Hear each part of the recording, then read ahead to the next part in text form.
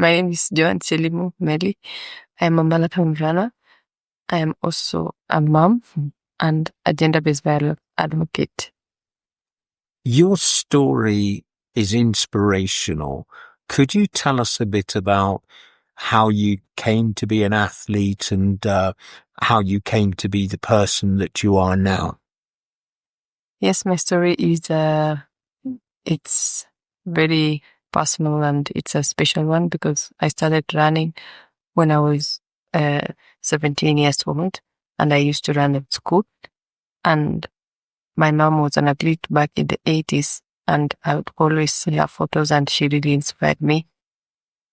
So after high school is when I wanted to do scholarship to America, and I started running to just get a qualification to go and study and live abroad.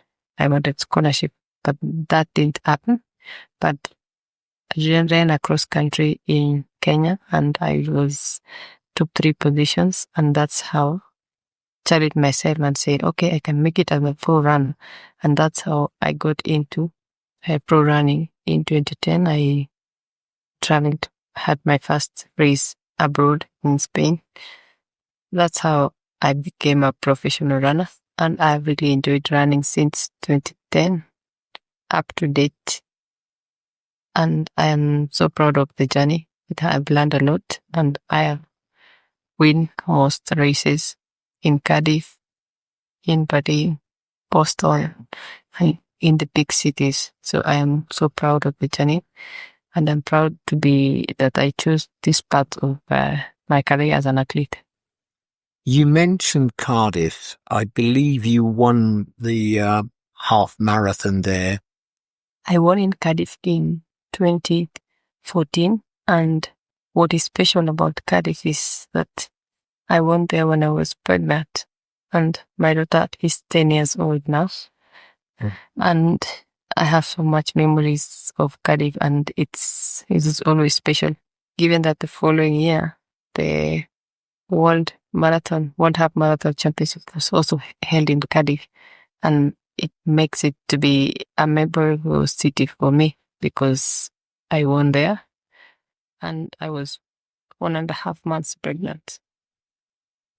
You said that you were pregnant, and that is a special feeling, but the father of the child didn't behave as he should have done.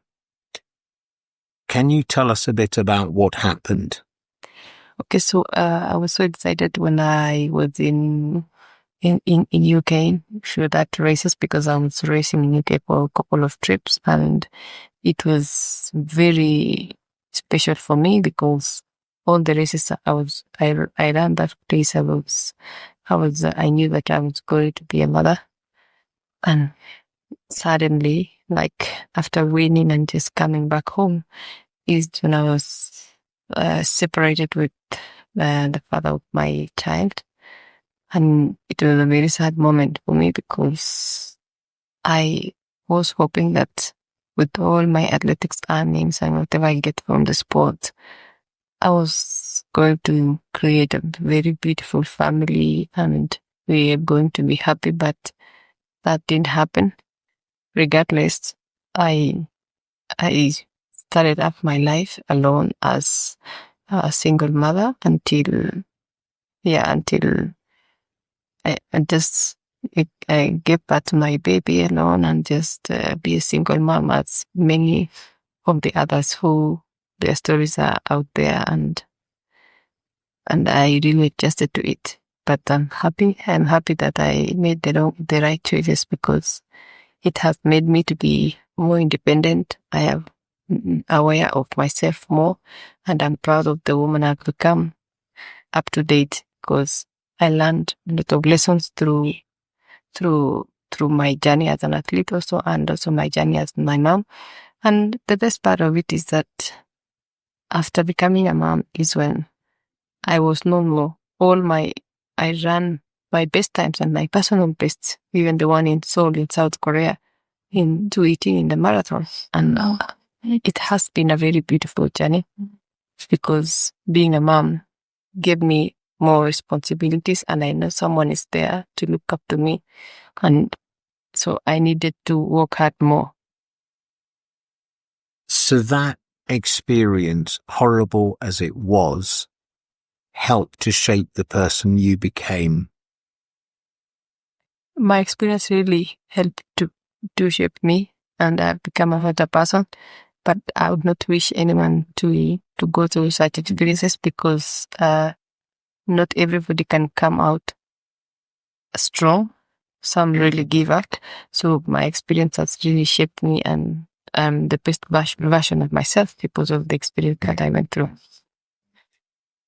There are a number of people that I've met who consider you to be a great influence on their lives and a role model. How do you feel about these people thinking like that about you? I am so proud. I'm so proud of myself that someone else can look up to me, and I really want to just encourage and just make them like, I don't run just to make money and just be okay, but also I want to be an inspiration to other girls out there, other women, and also other single mothers who want to be like me in the future.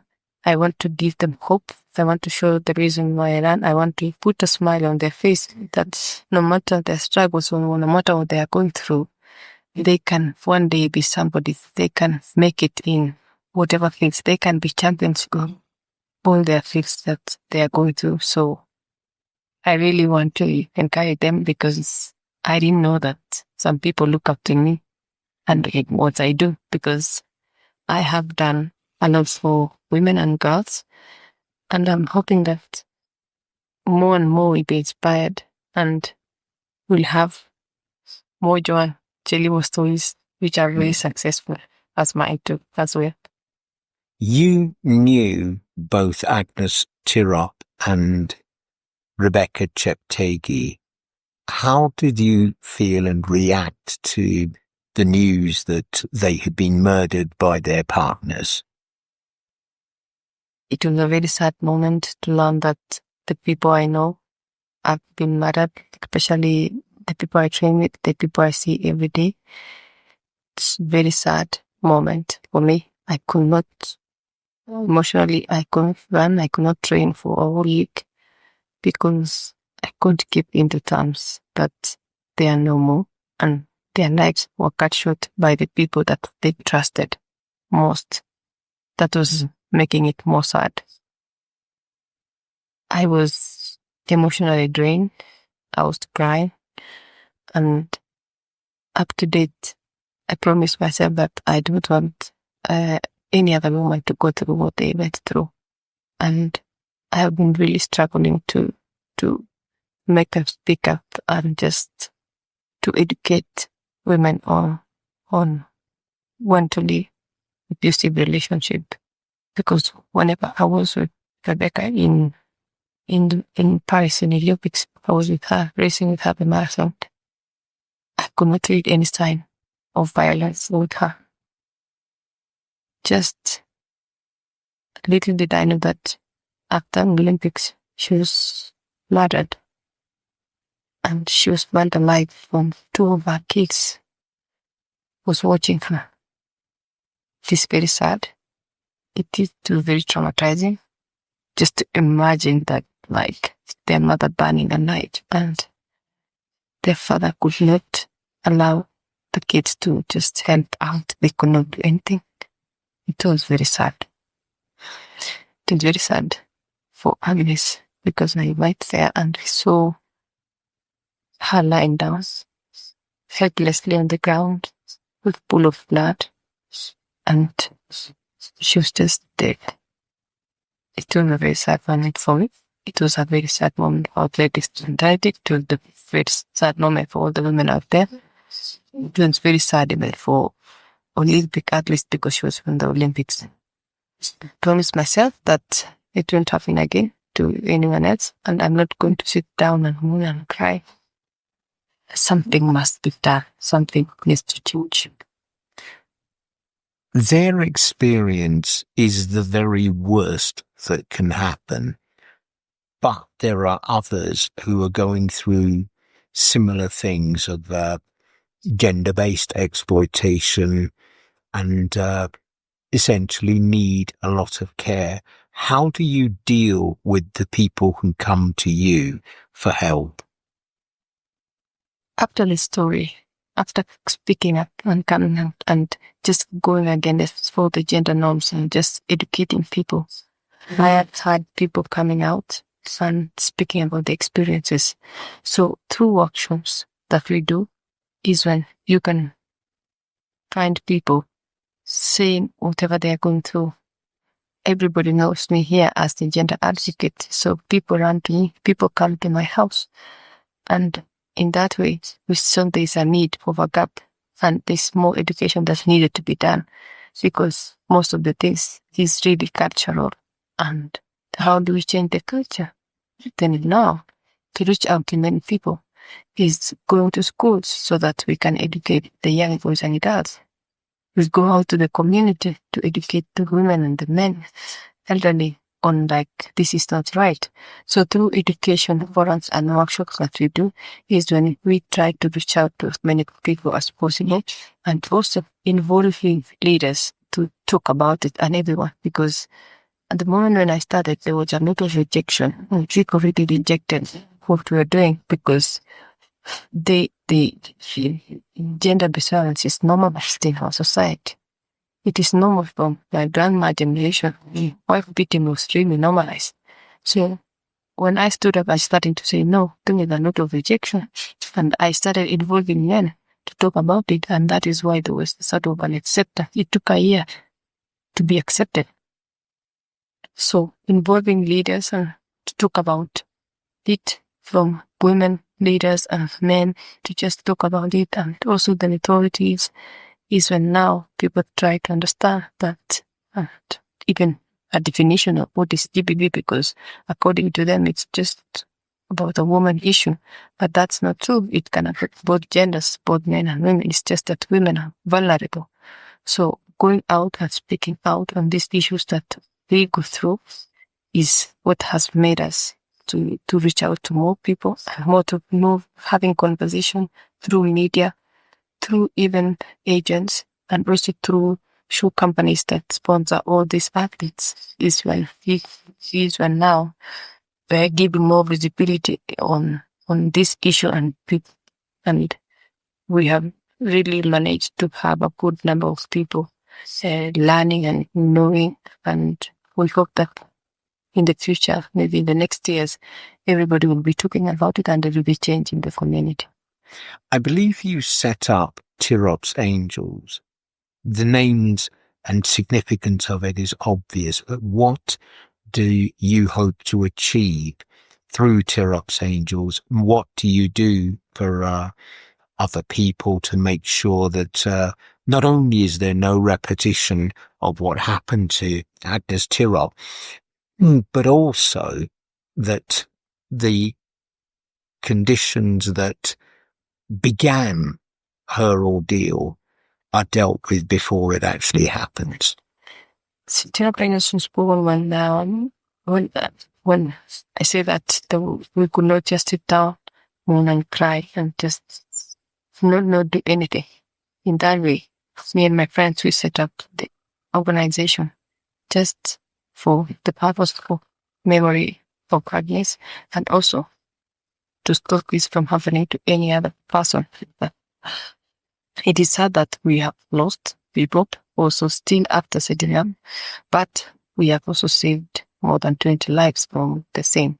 And in Tirop Angels, we just offer trainings, we offer counseling to the victims of gender-based violence survivors, follow up their cases with police, and also give them lawyers so that we can follow up with them in court.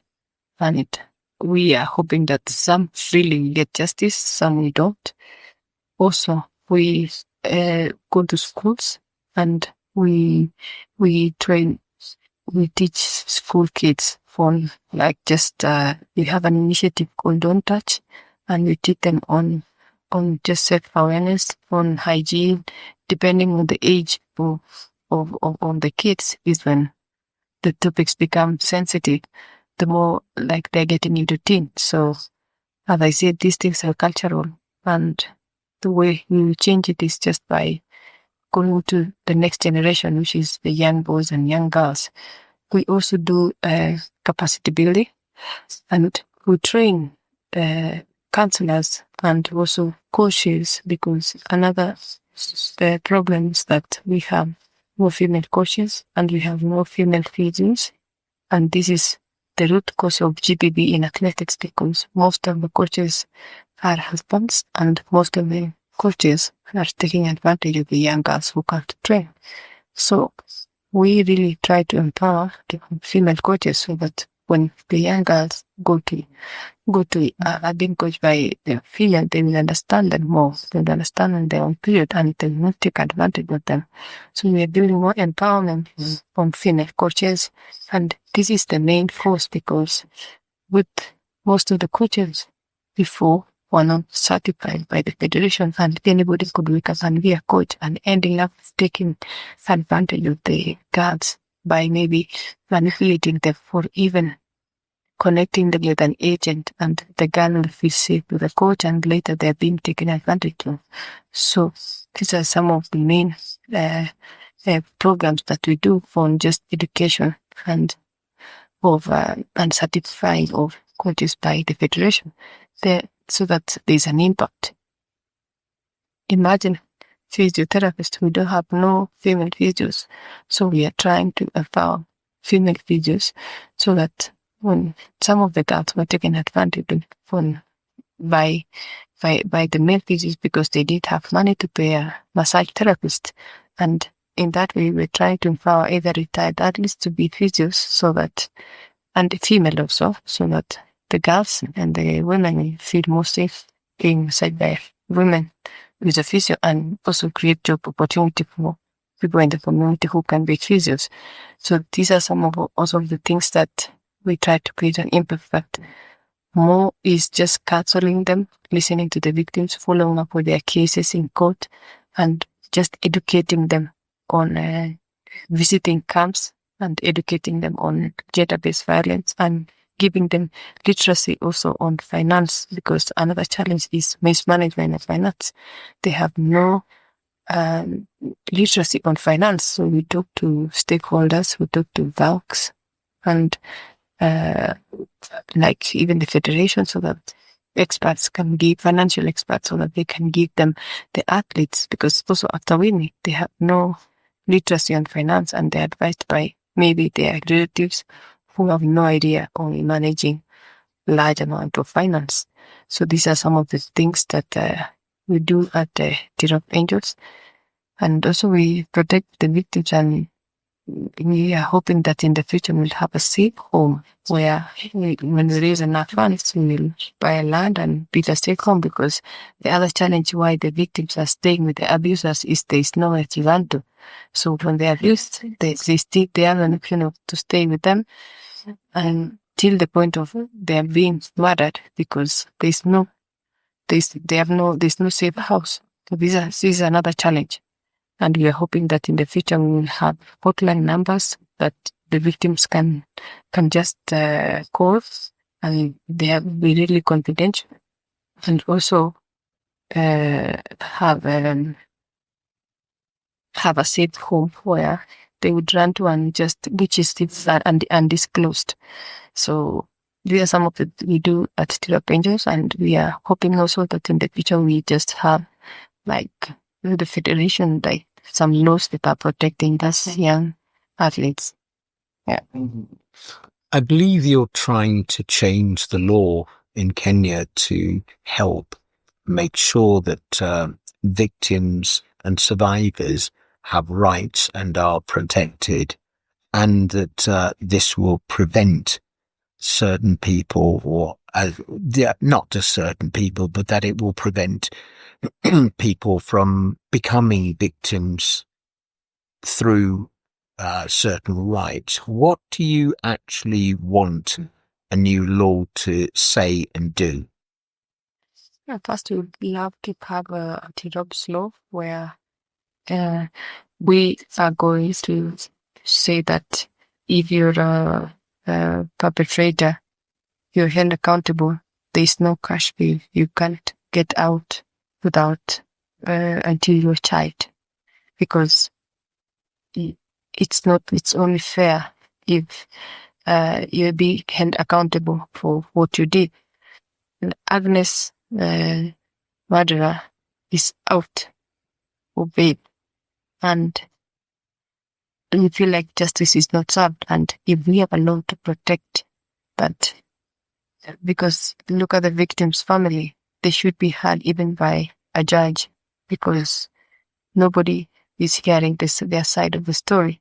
So if we have a law protecting the victims, I think we will have, it will be one of the greatest things, because from Agnes' story, we have there's nowhere that is the victims family feels like they got justice up to date, because the perpetrator is out on bail.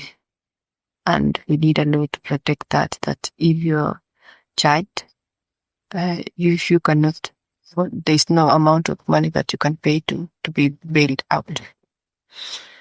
In the Tirop case, her husband and so-called coach is the suspect who was on trial.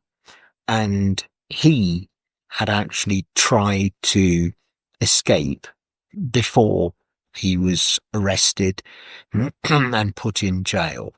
Is there any circumstances where somebody who is a proven flight risk, such as him, should have been given bail, and how did it happen? I call it happen because the judicial system is not fair, and it's not fair that we all know that he murdered Agnes, and the judicial system also, I feel like there's no justice, it's corrupt, because he is out on bail, and there's no justice for the families. So if there's laws to protect that, then I think many people will be held accountable for this, that now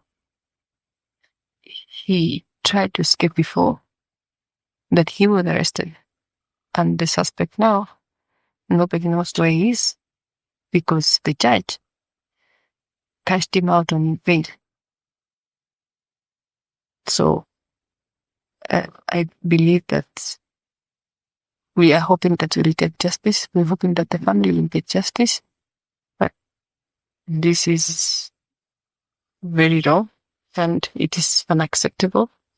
And we are hoping that even the family, the victim's family, the judge would hear them out, because the last time during the trial, we went there, we made a lot of noise, we demanded, and the judge had to leave the court, because we say there's nothing we're doing if he is not brought here, if the suspect is not brought here. And we united and said, no, enough is enough. So it's just the limit, and I think the time is now to act. I believe one of the things that you're saying in Tirop's law is that if a suspect who is on trial is a proven flight risk, at the very least, any bail application by that person, which will be heard by a judge, should also hear the victim's right as to why they feel that he should not be released on bail. For example, if he threatens them, they're not going to be able to give evidence the way that they would like to. It may well affect evidence that they give, and it may well result in a wrong verdict. Is that part of Tirop's law? Yes, part of the Ropes law is that the victims, if the suspect is bailed out and he tried to threaten the witnesses, even the family of Tirop now, as we speak, is living in fear. They are in fear because they don't know what can happen to them, because nobody knows where the suspect is. And I feel like it's just fair if the judge would also listen to the victim's family. Ultimately, the judge is the one who will have to make the decision on whether to grant bail or not. But should a decision be made without hearing from the victim or the victim's family before a bail application is accepted? I think the judge should listen to the victim's family and should listen even to the victim's side before bailing them out. That is what we really want in Tirop's law, so that there's no tampering or I said if the witness are being threatened, it will jeopardize the decision of the court, and maybe there will be unfair ruling. So it's better for the judge to just listen to both sides, the victims and their feelings from the victim's side. In Britain, there is a victims commissioner who can advise the government on things to assist the treatment of victims. It doesn't oblige the government to accept what the victims commissioner says, but they do have the right to try to influence policy in favour of victims. Would such a thing exist in Kenya? And if it doesn't, would it help that there is such a thing? I believe that one day Kenya will live how Britain is, but for now, I don't think it exists. Maybe I'll check with someone from the judiciary, but I believe that it doesn't exist, and we hope that one day we just try to solve the emergency first of Tirop's law on how the victims would just even get justice would be heard by the judge. But for now, it doesn't exist. Would you like to see a victims commissioner in Kenya? We would really love to see a victim commissioner in Kenya, and it will be one of the best things that will happen, especially to me as a gender-based violence advocate. It will be one of the best things. You're also a top athlete. How do you juggle the commitment you show to Tirop's Angels and the commitment you have to show to perform as an athlete, an elite athlete?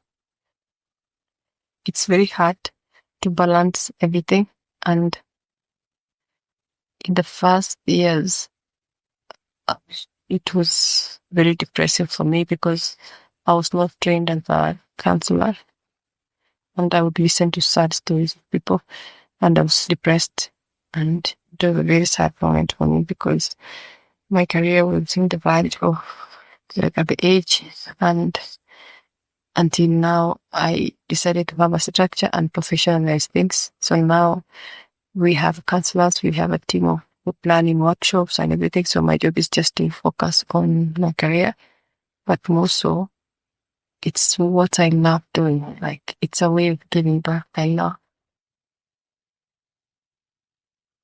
It's very hard for me because juggling between being a mother, being a career woman, business, and giving back and educating people, it's not easy. But now, in the first stages for the organization, I got into depression because I was listening to sad stories of people, and I could not sleep. I had to involve professionals like counselors to just advise, and it has been very smooth in the past 1 year because we have a structure now. If a victim comes and there's also a proper way on how they go through counseling and they get help. So it has not been easy, but I try to manage because I ran for a reason. I ran for a cause. I ran for all the women out there, and I just want to be the best version of me and to give the best in my career, and also to all the girls and women watching over me because I really inspire them a lot. So it's just a juggling between, but I'm proud of the journey. I'm proud of the woman I've become, and I'm proud to inspire others and to run for a reason, and knowing that and run also for the people who lose their lives, and I also ran for that. And there's people at the age of giving up, and when they see me, I put a smile on their face when I talk about issues that are big tools, and I talk about why I ran and why I am successful. I give hope to them, and I'm so proud. How's your preparation for that tournament going? And I am also, for a reason, I give back home to Kenya. I have dual citizenship, and it's really going well, and all the preparation is going well. I am proud of doing a marathon, and it's very nice to just compete and to go out there and give the best version of yourself. And it's always exciting to meet also people from different nations and just connect on not only in the sports, but also in the things they go through in life. But I'm so proud of my focus and just how I'm focusing and getting back to and being a good runner. Even though you'll be competing for Romania, does Kenya have a claim on your achievements as well? Kenya is so proud of me. The federation is so proud of me because I give back more to Kenya. As you see, like I establish even the center here in Kenya where we nurture talents and also have people from different countries just coming and training the champions. And Kenya is always in my heart, as well as, of course, Romania, because they give me all the support. But I'm always proud also to be Kenyan. You will be competing in the World Championships, and eventually your career as an athlete will be over. What do you want to have achieved, both as an athlete and as a person, by the time you finish or running for a living, so to speak? I want to do the best version of myself. I want to give my full potential. I don't want to regret.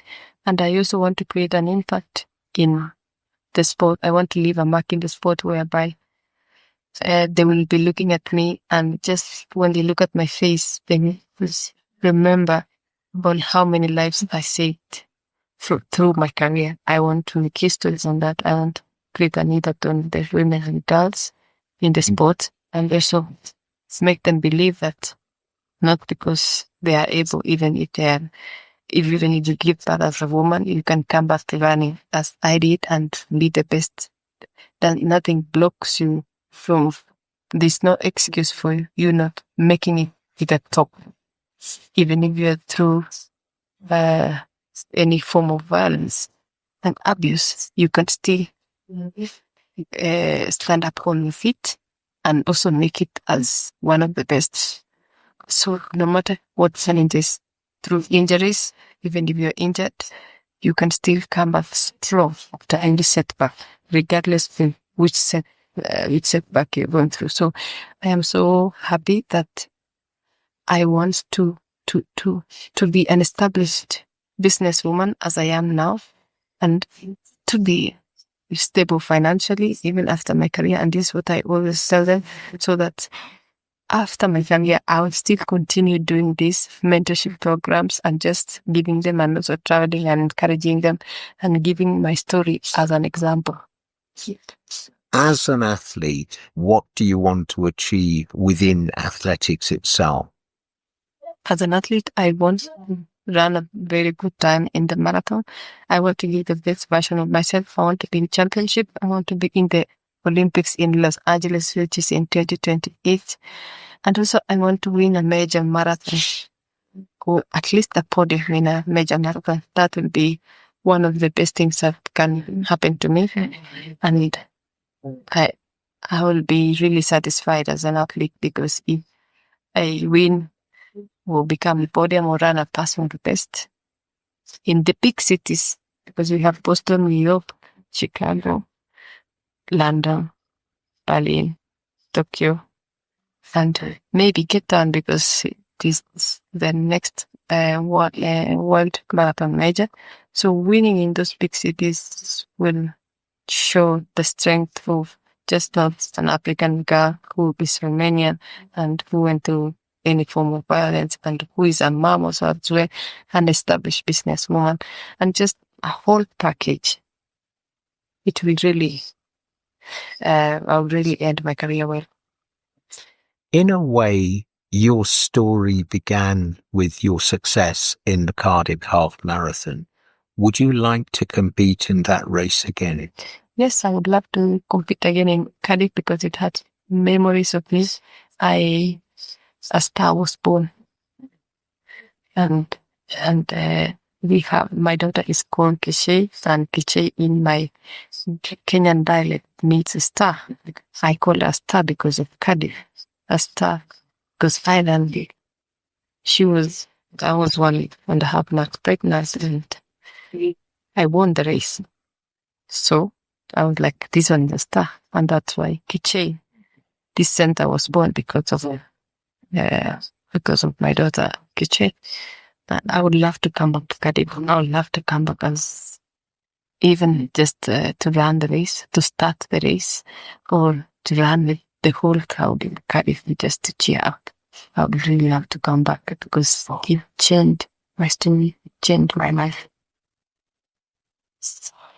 You were already a role model and a mentor to several people. I've already heard their stories, and that's what they say. But who were the inspirational figures for you? Who were your idols? My idols are, first, our legends, Kenyan girls who run barefoot, low way before, and winning races. I have so many legends. I would say now we have Eliud Kipchoge, who is just doing amazing, and just having this slogan like "No Human is Limited." We have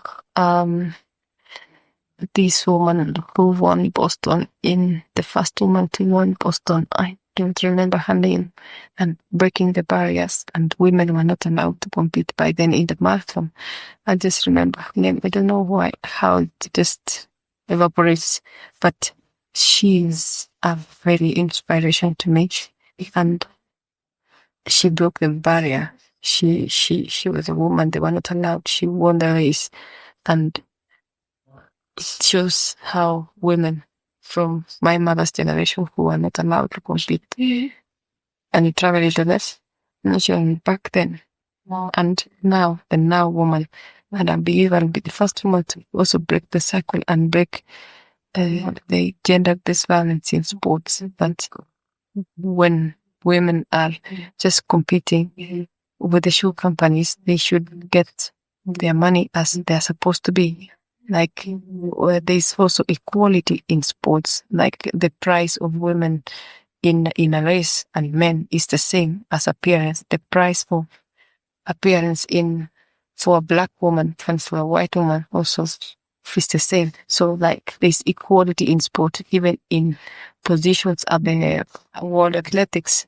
I'm the one who is going to bring change, because the equality where we have women leaders, and so I believe I am that woman who is also going to break all these barriers in the future, and just break the norms of people believing that there's women are supposed to be seen in a certain way and behave in a certain way or wear a certain way.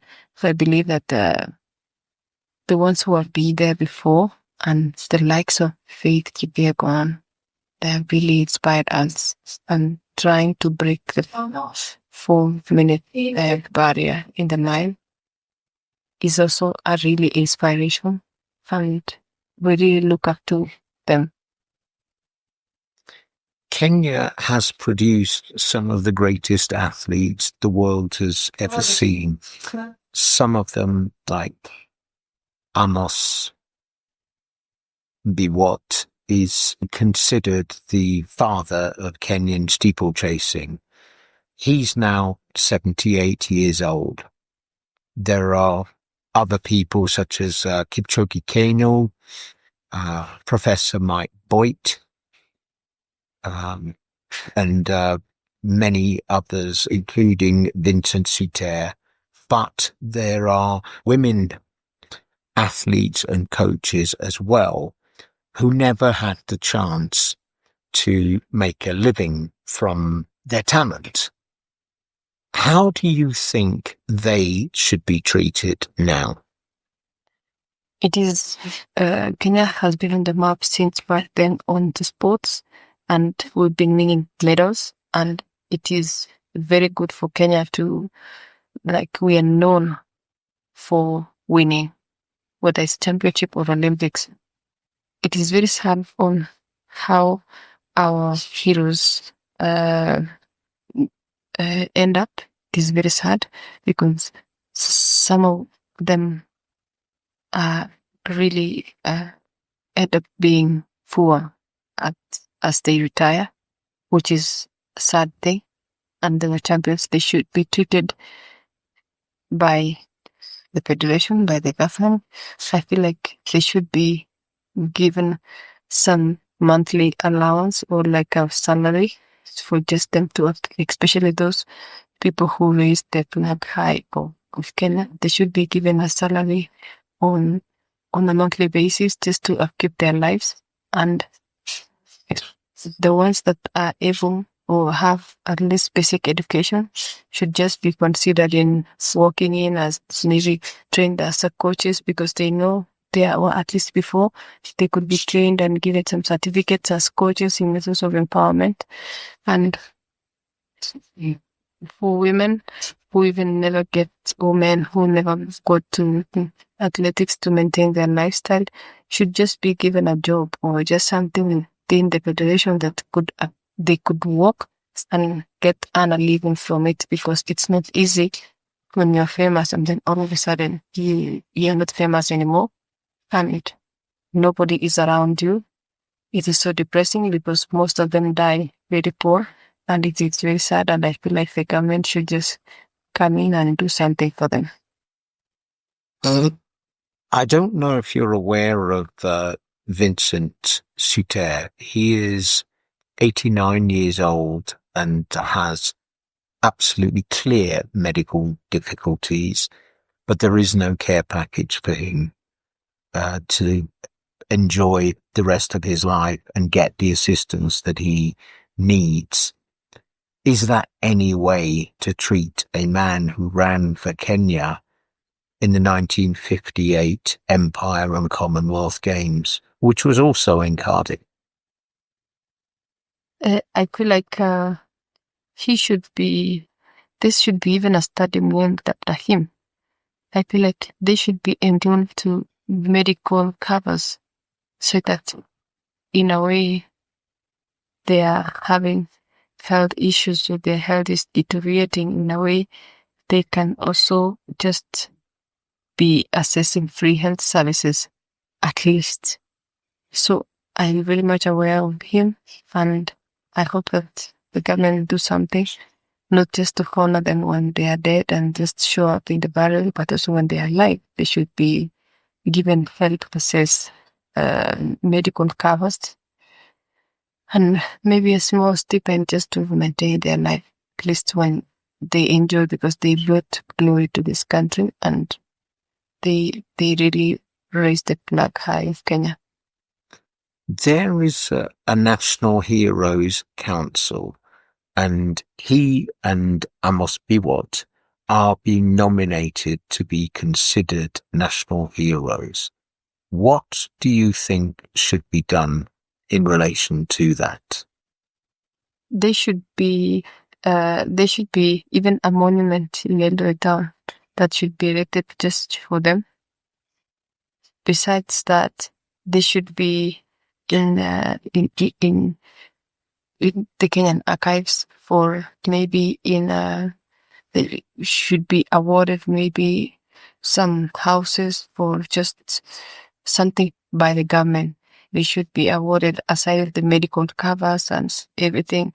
They should be treasured like our past heroes, and even street named after them, and just be given allocated some money by the government. How do you think the Kenyan Athletics Federation and the IAAF should be treating people such as them? I feel like the IAAF and the federation should give literacy to athletes, especially when it comes to take care of athletes, their own athletes. There should be a policy where they have brought together by either groups, so that, because between age groups and the years they represented, in that way they will keep all of them in contact. Also, I feel like the federation should have a plan where they go visit each and every veteran athletes, because they are not even more than 100. But there should be there should be a policy that they get free access to when there's national events. They can come and just be celebrated and feel appreciated. So there's some national events, even the events that they once participated, like the World Championship before, or Olympics, they should be taken by the federation to the same events that they competed, and it would be exciting for them, because imagine running in the 1950s or 80s, and you taken back to see a 10,000 meters maybe 50 years ago. So there should be some policies from the federations, and also from the IAAF, that also takes care, being recognition and even the presence of them in championship or Olympics, to honor them. Amos Biwott is the first person to win the 3,000 meters steeplechase, which is kind of Kenya's great event. So he's the father of steeplechasing in Kenya. But there was an incident where he went to an athletics meeting. He wanted to come in, and they didn't even recognize who he was, and he wasn't allowed to enter, and basically ends up going home without seeing the event. How do you feel about that? I feel very sad about that. And he's the father, Amos Biwott is the father of steeplechase in this country. And as I said, it is very important for when there's these major events happening, they should be given free pass, they should be given allowances, transport, and just invite all the veterans to come and watch all these events. It is very unfair to treat them the way they are treated. Personally, I feel sad for whoever, maybe they didn't know who they were treated like that.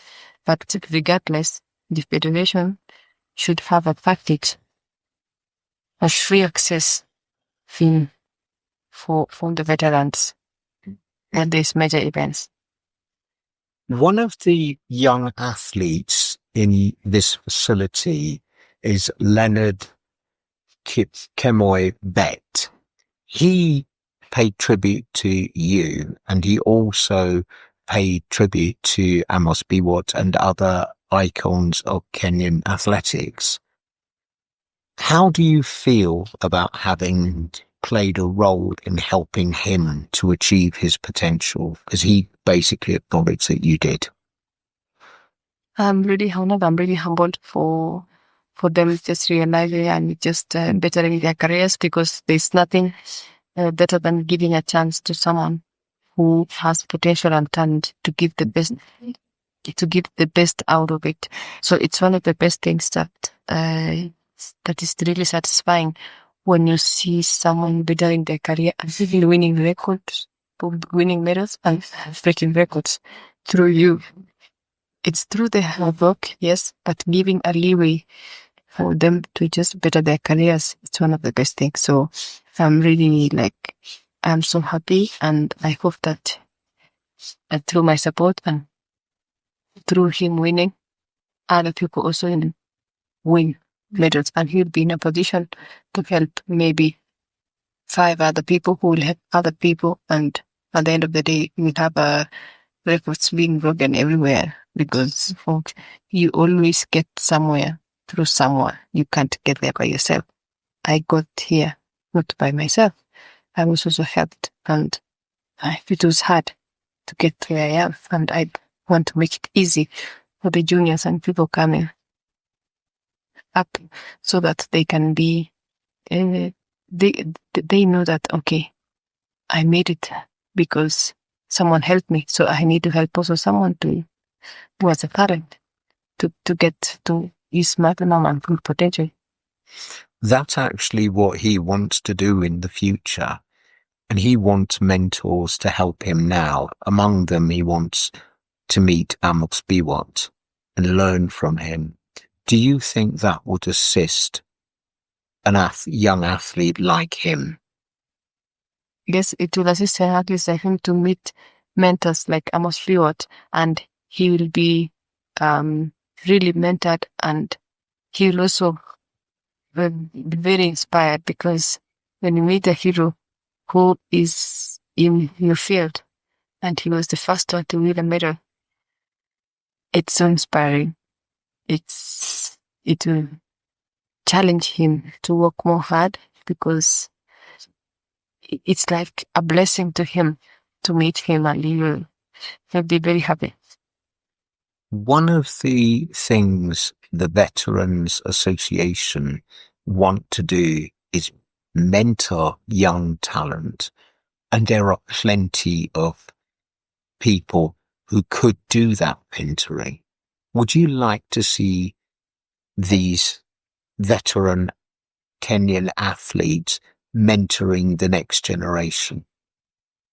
From the experience of Veteran Association of Kenya, I think they have a lot of experience in the sport, and it will be the best thing if they can come out and mentor young athletes, because they have seen it all through their careers, and maybe if there's some mistakes they made, they would not think the young athletes will live their best life, because they will not go through, maybe there are some of the past they went through that was not, they regret, and it will be one of the best mentorship from them. So I would love to see it happening. I would love even to be part of it. I would even love to listen to the conversation from how to be the best athlete, and also from literacy on finance, on GBV, on protecting yourself and safeguarding.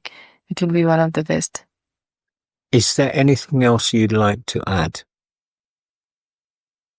No, I mean, it's been a pleasure, and I would really love to say that there's no better way than being a brother and sister's keeper. And it's one of the best things that you can do. And when you run for a reason. When you go out there, whether it is 1 mile, whether it is 26 miles, there's change. You can, been having health issues, go out for a run and you feel better. You can be stressed, go out for a run, and when you come back, when you can be juggling between 2 things that you have not decided, go out, try a run. If you can't run, you can walk, and you will feel better after.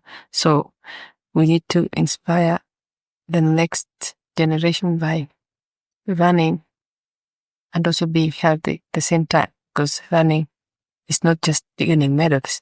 Running is bringing change to the community by you meet different people. I've met different people through running. So I would encourage everyone to just go out for a run. And you never know who you meet. Joan Chelimo Melli, thank you very much. Thank you.